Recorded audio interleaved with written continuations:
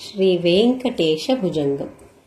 मुखे चारुहासं करे शङ्खचक्रं गळे रत्नमालां स्वयं मेघवर्णं तथा दिव्यशस्त्रं प्रियं पीतवस्त्रं धरन्तं मुरारिं भजे वेङ्कटेशम्।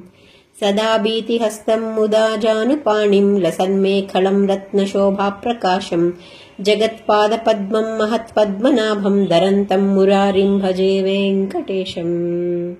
अहो निर्मलं नित्यमाकाशरूपं जगत्कारणं सर्ववेदान्तवेद्यं विभुं तापनं सच्चिदानन्दरूपं धरन्तं मुरारिं भजे वेङ्कटेशम्।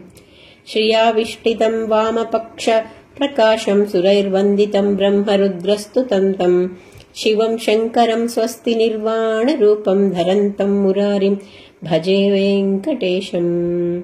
महायोगसाध्यं परिभ्राजमानं चिरं विश्वरूपं सुरेशं महेशम् अहो शान्तरूपं सदा ध्यानगम्यं धरन्तं मुरारिं भजे वेङ्कटेशम्।